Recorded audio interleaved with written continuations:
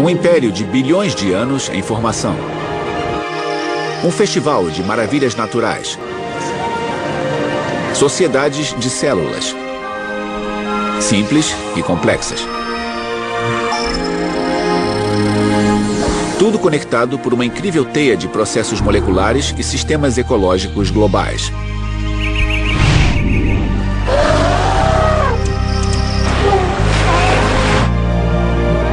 Estas são as grandes descobertas da história da biologia.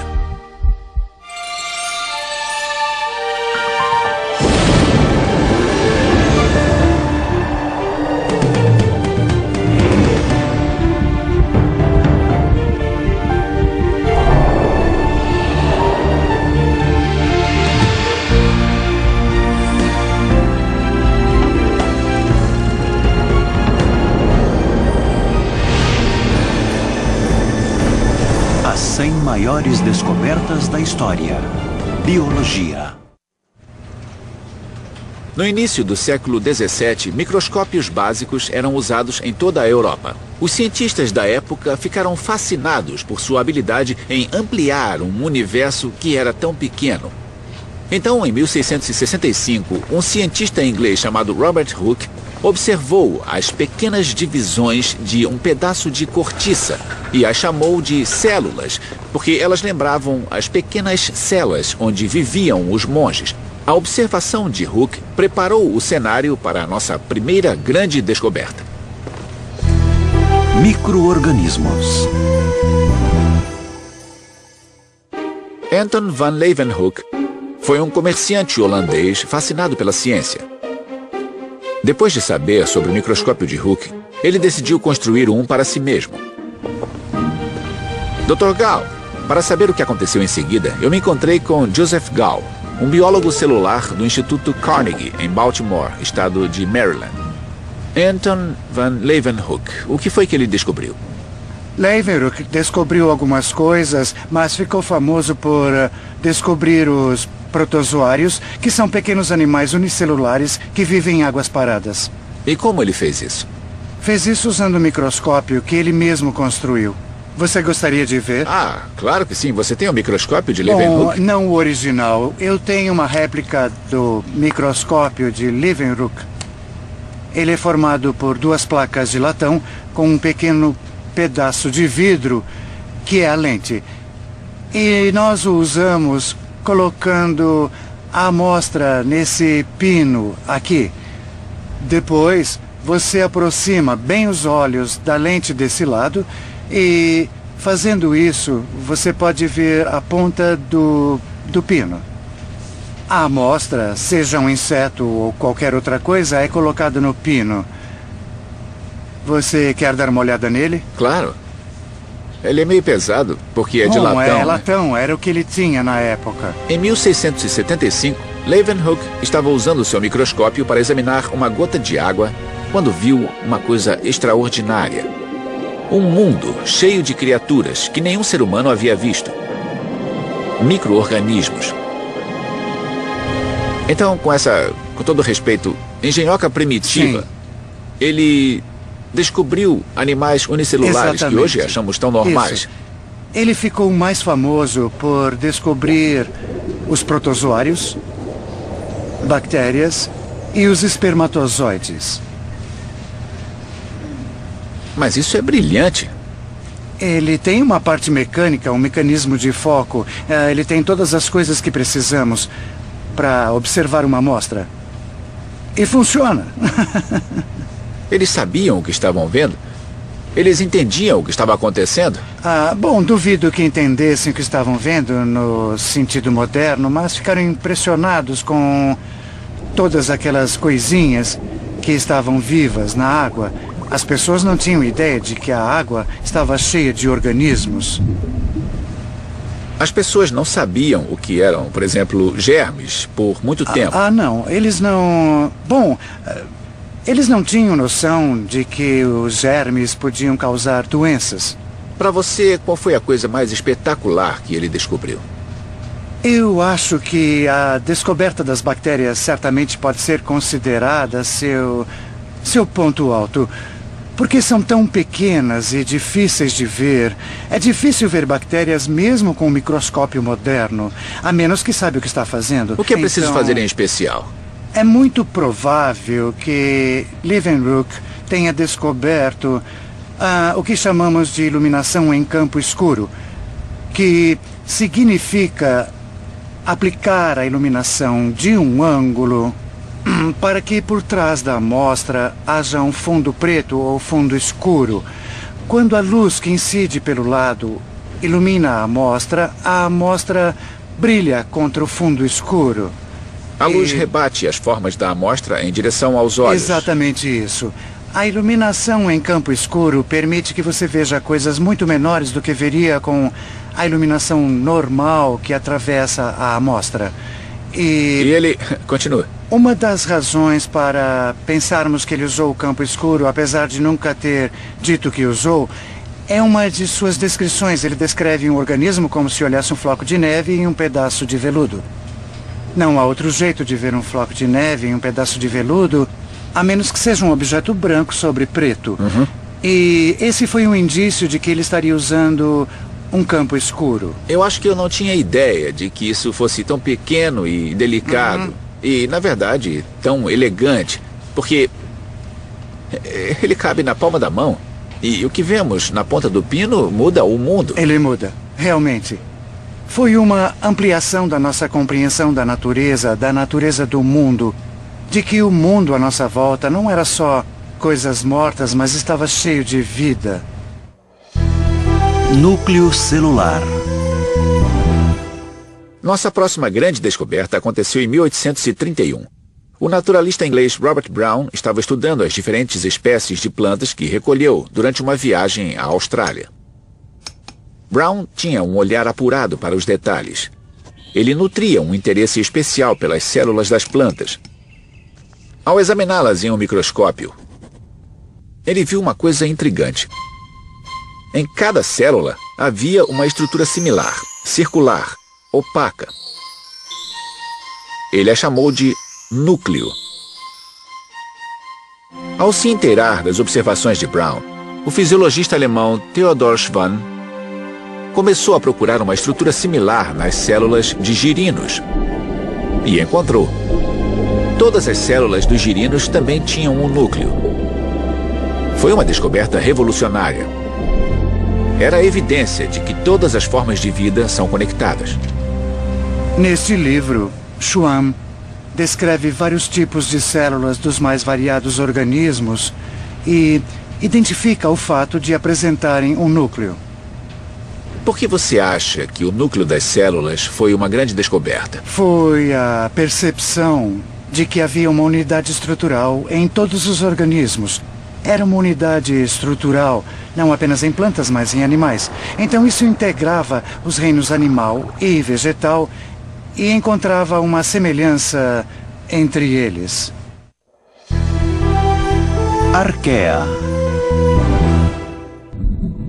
Mais de um século depois da descoberta do núcleo celular, acreditava-se na existência de dois tipos essenciais de vida na Terra: as bactérias e os outros seres. As bactérias foram classificadas como procariontes. Eram organismos unicelulares simples, cujo DNA estava contido não dentro de um núcleo, mas na parede da célula. Todas as outras formas de vida eram classificadas como eucariontes, no núcleo da célula. Mas este sistema de classificação simples sofreria um abalo. Em 1977, estava estudando a constituição genética de um micróbio produtor de metano, quando percebeu que ele era diferente de qualquer bactéria conhecida. Sua célula era única. Ele produzia enzimas incomuns. E sua sequência genética era diferente de tudo o que ele havia visto. Logo ficou evidente no microscópio, em menos de uma hora, de que havia algo, uma terceira coisa ali. Este foi o momento da descoberta. Carl Woese havia descoberto uma terceira forma de vida. Um grupo de organismos unicelulares que ele chamou de arqueia.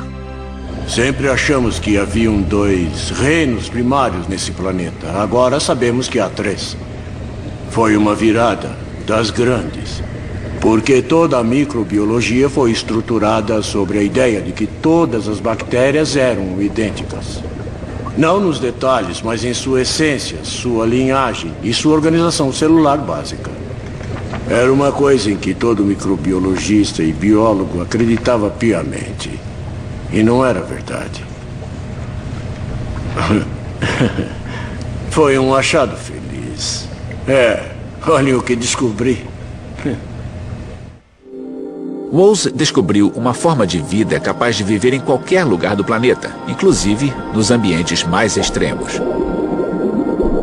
Algumas arqueias conseguem viver aqui, em fontes hidrotermais no fundo do oceano. A temperatura varia violentamente em um espaço pequeno e pode ir de poucos graus acima de zero a escaldantes 404 graus Celsius. Arqueias também foram encontradas quilômetros abaixo da Terra, vicejando em lagos onde o ácido e até o ferro se dissolvem. Hoje, os biólogos acreditam que a arqueia é o ancestral do qual evoluíram os eucariontes, incluindo eu e você. Para Carl Woese, a descoberta da arqueia evoca uma doce lembrança. Primeiro, uma matéria foi publicada no New York Times. Depois, outros jornais e a TV vieram. Eu me lembro de sair de casa uma noite com tudo que estava acontecendo e pensei: esta noite, o mundo me pertence.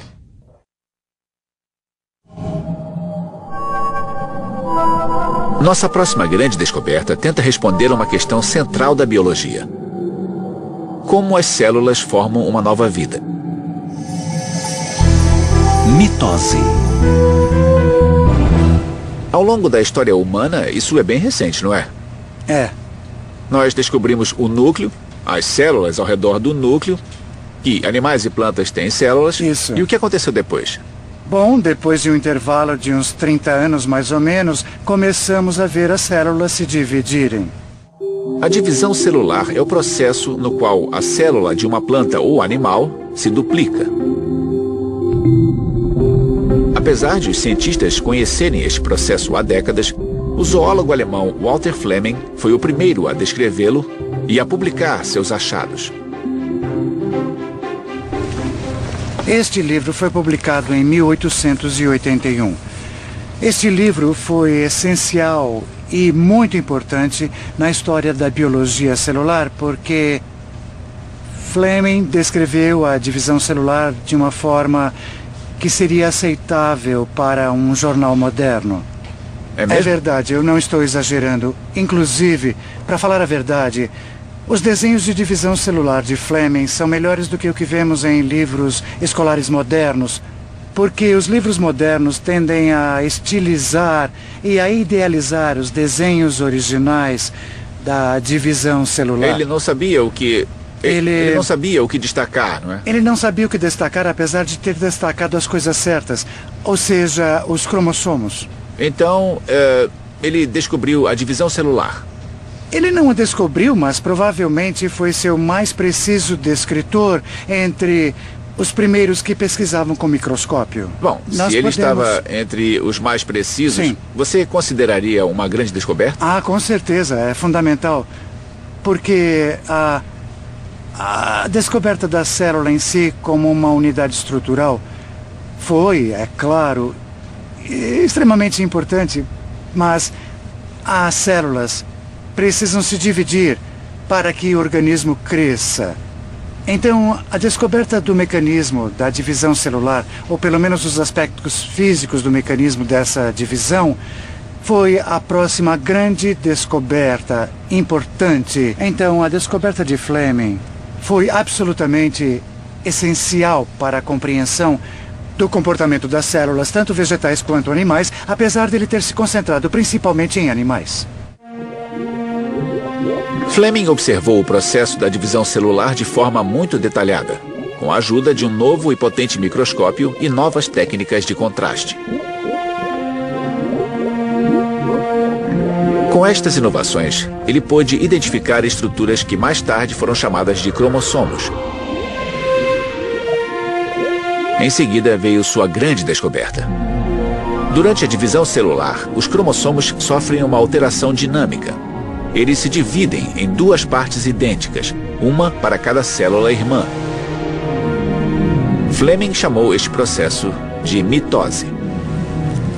Este é o processo completo de mitose, como ele descreveu em 1881. Na cauda de um girino. Na cauda de um girino, isso. Ele sabia que devia usar uma cauda porque a cauda está crescendo. Na Isso, parte de trás de um girino tem muita coisa acontecendo. Exatamente. Ele sabia que se quisesse ver a divisão celular em detalhes, desculpe a minha falha. Não tem problema, pode continuar. Então, esse era um lugar ideal para se olhar. A divisão dos cromossomos durante a mitose foi uma descoberta pioneira. Ela abriu o caminho para que cientistas começassem a entender como uma única célula pode se tornar um organismo complexo, feito de muitas células que interagem entre si. Meiose. Na época em que Walter Fleming estava estudando o processo da divisão celular, os biólogos já sabiam que a fertilização era o resultado da união de duas células sexuais, espermatozoide e óvulo. O que eles ainda não sabiam era por que estas eram as únicas células do corpo capazes de produzir uma nova vida. O que as diferenciava? A primeira resposta foi fornecida em 1883 pelo zoólogo belga Edward van Beneden. Van Beneden estudava uma espécie de verme quando descobriu que quase todas as suas células continham 4 cromossomos. As únicas exceções eram as células sexuais dos vermes, o espermatozoide masculino e o óvulo feminino. Estas células tinham apenas 2 cromossomos. Van Beneden observou que quando as duas células sexuais se encontravam, um grupo completo de 4 cromossomos aparecia no óvulo fertilizado. Mas por que as células sexuais possuíam apenas metade do número dos cromossomos das outras células ainda era um mistério. Então, em 1887, o biólogo alemão August Weismann entrou em cena. Ele conhecia o trabalho de Van Beneden e que mostrava que o espermatozoide e o óvulo tinham um número igual de cromossomos. Mas o estudo de Van Beneden não fornecia muitos detalhes sobre a razão de essas células terem menos cromossomos. Ele viu as duas metades e viu que elas combinavam. Ele viu que as células sexuais tinham a metade do número de cromossomos das células normais, mas não sabia o que tinha acontecido para elas perderem a outra metade. Então Weismann discutiu como isso poderia ocorrer de um ponto de vista teórico. Ele pensou, bom, pode ser que cada um dos cromossomos se divida ao meio e metade vá para um lado e a outra metade vá para o outro. Ou pode ser uma coisa mais complicada. Os cromossomos se misturam e em vez de se dividirem, eles se separam novamente. Depois de anos estudando o comportamento dos cromossomos, Weismann determinou que, em algum momento, um organismo em desenvolvimento ordena que suas células sexuais fiquem com metade de seus cromossomos. Weismann chamou esta forma especial de divisão celular de meiose. Eu acho que, se olharmos para trás, podemos chamar isso de a era de ouro da biologia. Porque, digamos, são 200 anos, entre 1800 e 2000. E antes não sabíamos o que diferenciava uma pedra de um sapo. Certo? Sim. Agora sabemos a diferença entre uma pedra e um sapo. Sim, agora nós sabemos. Então, nesse sentido, respondemos à velha questão filosófica: o que é a vida? Pode não satisfazer a todo mundo, mas eu sinto que estamos bem no caminho. Diferenciação celular. Nossa próxima grande descoberta respondeu a outra questão sobre a biologia da vida. No fim do século XIX, Os biólogos sabiam que durante a formação do embrião, as células da maioria dos organismos se diferenciavam. Ou seja, elas recebiam funções para fins específicos no organismo adulto. Braços, pernas, olhos. Mas quando esta diferenciação acontecia? O biólogo alemão Hans Driesch estava determinado a descobrir a resposta. Em um experimento conduzido com ouriços do mar, ele observou que nos estágios iniciais do desenvolvimento do embrião, suas células não se diferenciavam. Elas ainda eram capazes de se transformar em todos os tipos de células.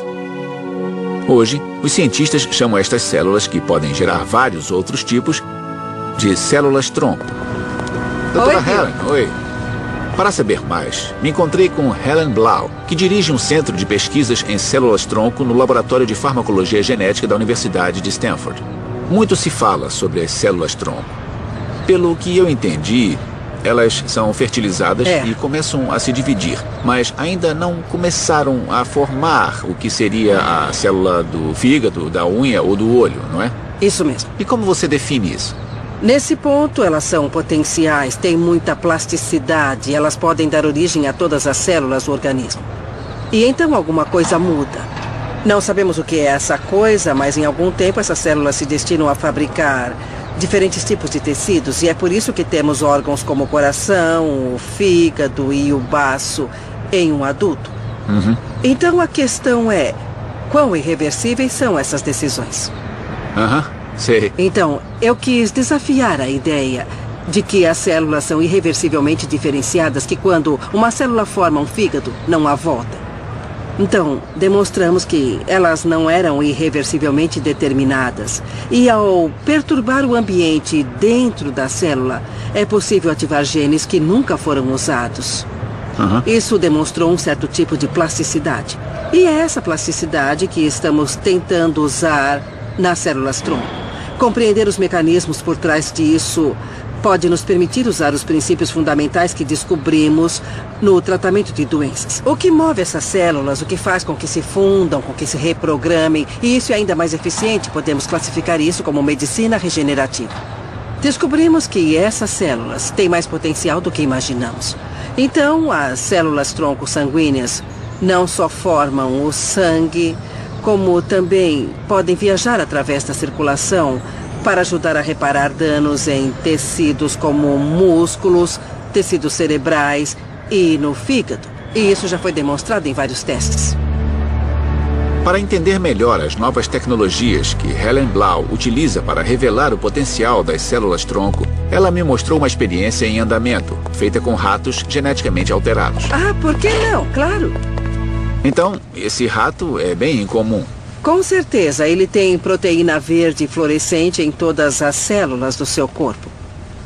Isso porque conseguimos introduzir o gene da água-viva, o gene GFP, nesses ratos. E agora seus tecidos brilham. Podemos ver isso especialmente nas orelhas, olhos e rabo. Mas todos os tecidos são verdes. Isso permitiu que tirássemos as células que brilham e as inseríssemos em outro rato para ver em que tecidos elas atuam. De certa forma, podemos acompanhar o que as células-tronco fazem. É um marcador. É um marcador. Então você só precisa de uma luz ultravioleta. Isso mesmo. Isso não existia antes. A partir disso, podemos acompanhar o destino dessas células, para onde elas vão, no que elas se tornam, de uma forma que não era possível antes. Isso é fantástico. Na década de 1930, o biólogo alemão Hans Krebs, filho de um médico judeu, foi obrigado a fugir dos nazistas. Em 1937, ele conduzia pesquisas na Universidade de Cambridge, na Inglaterra, determinado a desvendar o mistério por trás de um processo biológico essencial. Como as células do nosso corpo convertem comida em energia. É a nossa próxima grande descoberta. O ciclo de Krebs. Para estudar o processo, Hans Krebs partiu um grupo de células moendo uma amostra de tecido animal. Ele recolheu o líquido das células partidas. Em seguida, submeteu o material a uma série de reações químicas e analisou os resultados. Lentamente, um padrão começou a surgir. Um padrão que levou a uma descoberta extraordinária. Em seus cálculos, Krebs determinou que as moléculas de açúcar dos alimentos digeridos passam por um ciclo de várias reações químicas no interior da célula. Este ciclo resulta na produção do ATP, uma molécula rica em energia. Esta molécula fornece a energia que precisamos para viver. Esta cadeia de reações químicas ficou conhecida como ciclo de Krebs. Foi um marco no desenvolvimento da bioquímica. O ciclo de Krebs abriu as portas para um entendimento mais profundo do funcionamento das células do corpo humano, assim como a nossa próxima grande descoberta.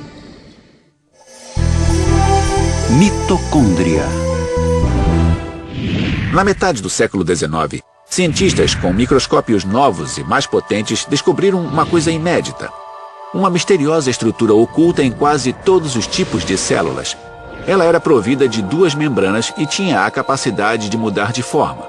Nos 100 anos seguintes, vários biólogos tentaram descobrir os segredos desta maravilha biológica. Eles chamaram esta estrutura de mitocôndria.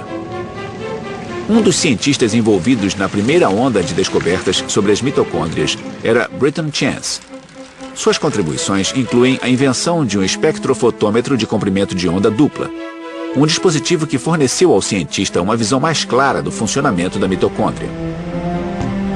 Atualmente, ele é professor de biofísica da Universidade da Pensilvânia. Eu inventei esse aparelho.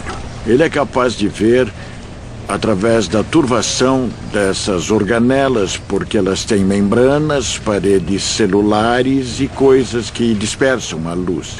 Quando examinávamos na luz, não dava para ver nada.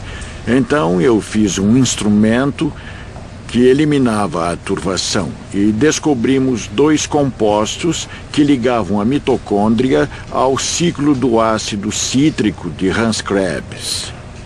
Isso criou uma conexão entre todas essas coisas, fez ligações entre a ação das enzimas e toda a cadeia de energia.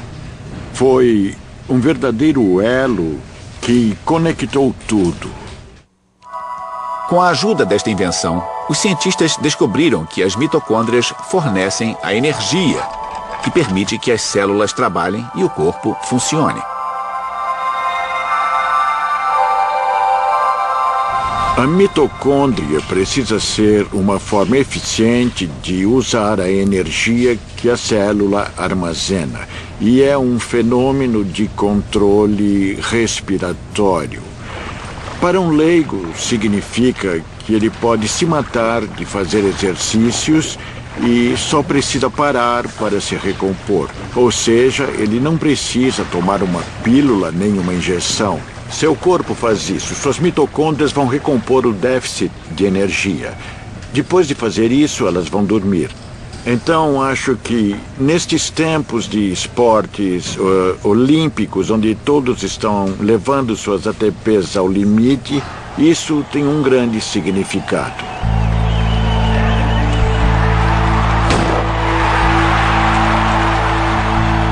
Britton Chance avalia este significado como cientista e como atleta. Em 1952, ele ganhou uma medalha de ouro como membro da equipe olímpica de vela dos Estados Unidos.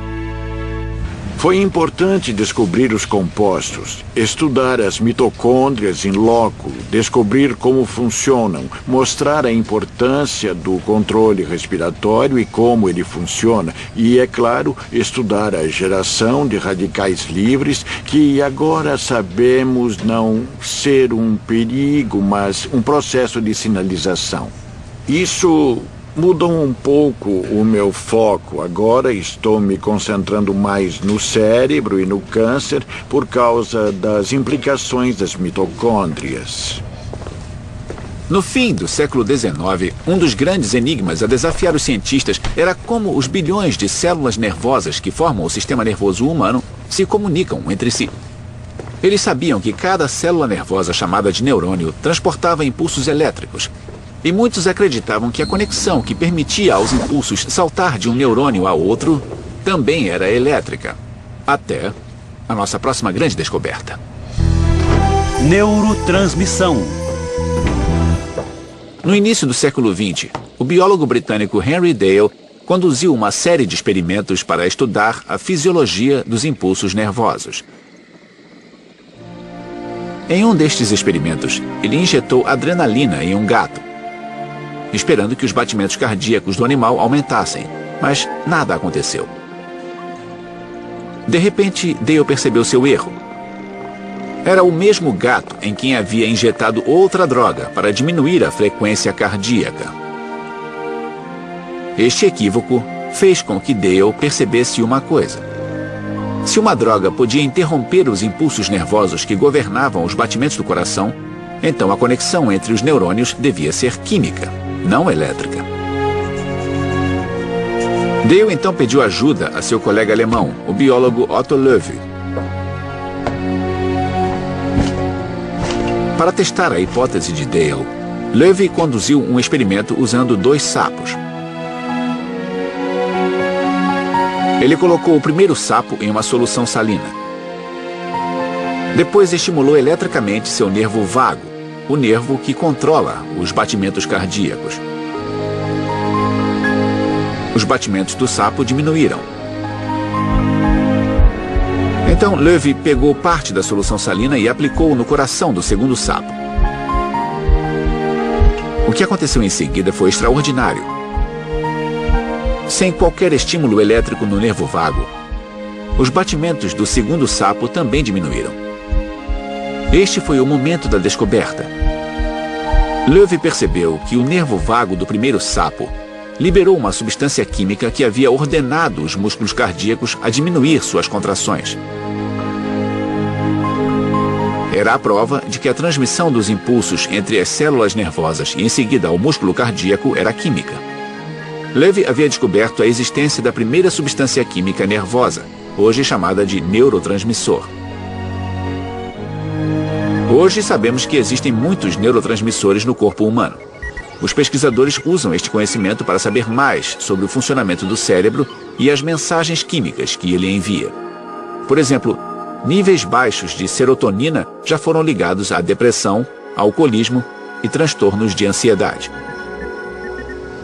Mas como a nossa próxima grande descoberta revelou, o sistema nervoso não é o único método de comunicação do corpo humano. Hormônios. Em 1903, os fisiologistas britânicos William Bayliss e Ernest Starling estavam investigando o processo de digestão dos alimentos. Em seus estudos, eles determinaram que o corpo produzia sucos digestivos que ajudavam a dissolver a comida quando ela passava do estômago para o intestino. Mas o que fazia os sucos digestivos fluírem? Para descobrir, Bayliss e Starling conduziram um experimento.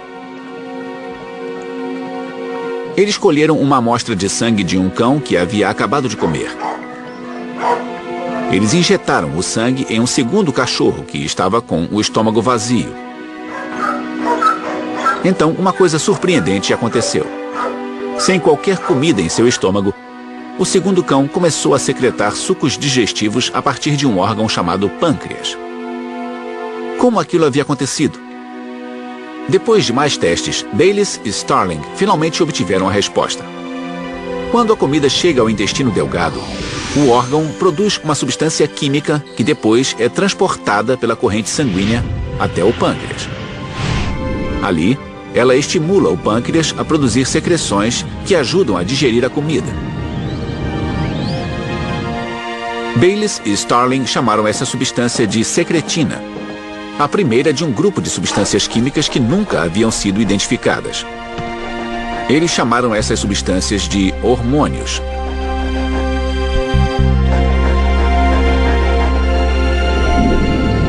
Desde a descoberta de Bayliss e Starling, mais de 50 hormônios foram identificados.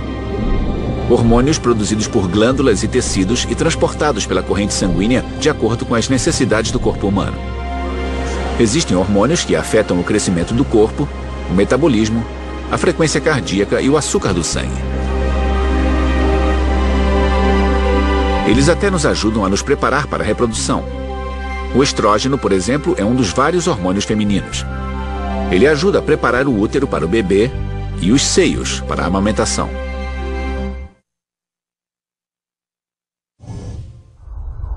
Até agora vimos descobertas que revelaram a biologia no nível microscópico. Nossas próximas grandes descobertas abriram nossos olhos para a biologia do macro, os sistemas dos quais depende toda a vida. Fotossíntese. Estamos no ano de 1771. O químico Joseph Priestley conduz uma série de experimentos para ver o que acontece quando várias substâncias são aquecidas em recipientes fechados. Ele recolhe os gases resultantes. Em um dos experimentos, ele cobriu uma vela acesa com um recipiente. E a chama logo se apagou. Nas palavras de Priestley, o ar no interior do recipiente foi ferido. Curioso para ver o efeito que este ar ferido teria sobre um ser vivo, ele colocou uma folha de hortelã dentro do recipiente e a deixou ali por 10 dias. Quando Priestley foi verificar, ficou surpreso ao descobrir que a folha continuava verde. De alguma forma, o ar no interior do recipiente estava novamente fresco. Priestley supôs que a folha de hortelã devia ser a responsável por esta transformação. Mas como? Esta questão continuou sem resposta, até que um cientista holandês chamado Jan Ingenhousz decidiu reproduzir os experimentos de Priestley. Utilizando plantas, Ingenhousz observou o mesmo fenômeno. Depois de realizar uma série de testes, Ingenhousz começou a perceber o que estava acontecendo. A planta só tinha a habilidade de transformar o ar no interior do recipiente se tivesse sido exposta à luz solar. Foi uma descoberta revolucionária. Juntos, Priestley e Ingenhousz haviam descoberto a fotossíntese, o processo bioquímico pelo qual as plantas captam energia da luz solar e a convertem em energia química. A fotossíntese retira o dióxido de carbono da atmosfera e a reabastece com um gás do qual depende a nossa sobrevivência, o oxigênio. O mesmo gás que Joseph Priestley descobriria 3 anos mais tarde, em 1774. Biodiversidade tropical.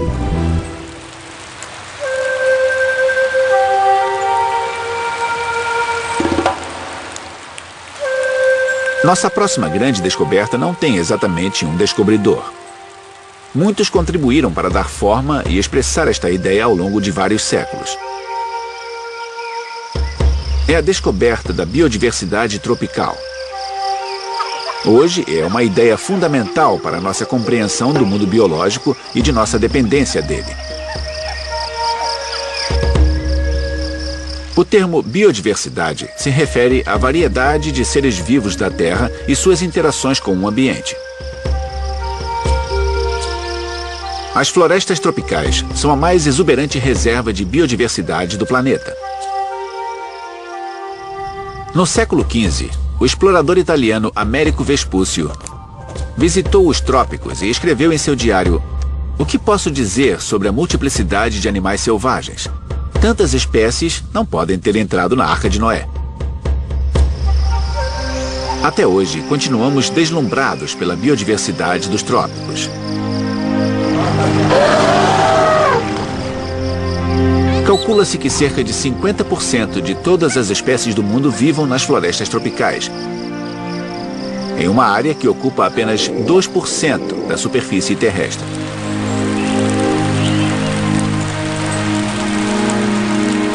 A floresta tropical amazônica brasileira possui mais de 500 espécies de árvores em uma área de pouco mais de 6 km².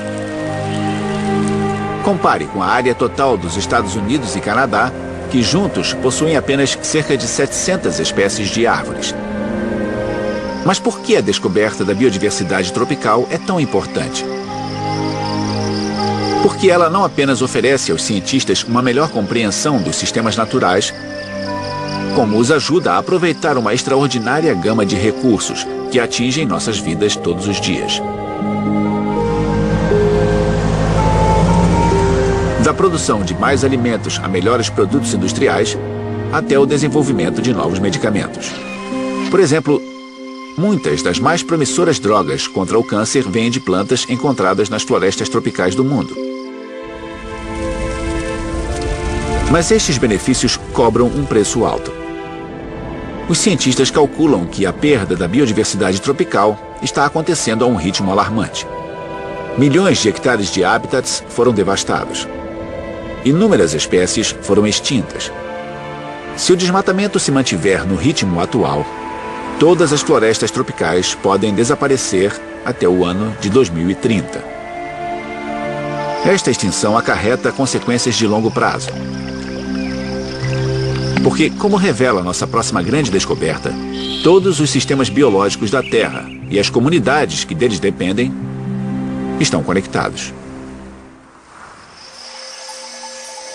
Ecossistemas. A grande seca da década de 1930. Depois de anos de estiagem, o antes fértil meio-oeste norte-americano se tornou uma terra estéril. Sem chuva, os fazendeiros continuaram a lavrar e a plantar, na esperança de que os nutrientes da terra, de alguma forma, retornassem. Mas seus esforços só pioraram a situação. O solo arável se transformou em pó, e os ventos o carregaram. Para o ecologista britânico Arthur Tansley, a tempestade de areia que assolou os Estados Unidos foi uma prova da visão estreita de cientistas e do público em geral sobre o mundo físico e biológico. Eles não entendiam a dinâmica do ambiente como um todo. A perspectiva de Tansley ajudou a explicar a causa e o efeito de fenômenos como este. Ele defendia um novo conceito, que chamou de ecossistema. A palavra é muito simples, é compreensível para uma pessoa comum. Pode ser aplicada com eficiência, mas também possui significado científico no sentido de integrar ideias de diversas ciências. Para entender o impacto da ideia de Tansley, eu conversei com o ecologista Frank Gawley, no Jardim Botânico de Athens, no estado da Geórgia. Por que este termo foi uma mudança revolucionária no pensamento? Naquela época, o trabalho ecológico se dedicava mais à descrição da natureza. Na abordagem sistêmica, vamos mais longe, fazemos experiências, procurando padrões que se repetem numa enorme variedade de locais e espécies. E levantamos teorias sobre a forma como ocorrem e se podem ser testadas. Isso levou a ecologia ao mesmo patamar da física, química e biologia molecular. Então Tansley pegou a palavra sistema e aplicou nos estudos ecológicos. Ele tentou transmitir a ideia de que a ecologia é parte de uma hierarquia de sistemas físicos com o universo em uma ponta e o átomo na outra. E o sistema solar estaria no meio disso. É isso. E aqui embaixo seriam os ecossistemas, né?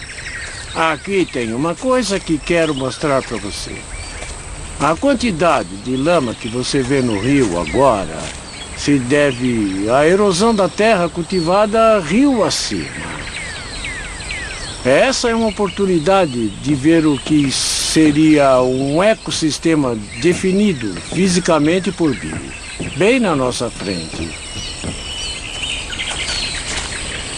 É um campo inundado? Isso mesmo. Ele recebe água do rio Oconee. Periodicamente, chove muito por aqui. O rio transborda e sua água chega até essa área aqui, ó. Estaríamos debaixo d'água durante uma enchente, supostamente. No passado, isso aqui era uma floresta. Está vendo os havia vestígios das árvores, mas por causa da enchente e da persistência dessas inundações, as raízes não conseguiram respirar e as árvores morreram. Dá para ver, olhando ao redor, como é bela a floresta em recuperação e sua forma. Estudamos isso em profundidade, usando uma abordagem ecossistêmica. Agora, somos capazes de discutir como recuperar os sistemas ecológicos dessa região, manipulando as mesmas espécies e o ambiente para acelerar o processo. E é um passo muito positivo porque podemos reconstruir a natureza para atender certas necessidades humanas, de forma que funcione e se mantenha com sua própria energia solar. Energia solar. A energia solar, que move todos os ciclos e tudo mais. Nossa jornada pelas grandes descobertas da história da biologia revelou a incrível diversidade da vida na Terra. E nos deu uma noção de como esta vida funciona. Do ciclo de vida da menor célula aos sistemas que comandam todo o funcionamento do planeta. Mas uma percepção que se destaca sobre todas as outras é esta: a busca de mais descobertas sobre a vida nunca termina. Esta jornada continua para sempre.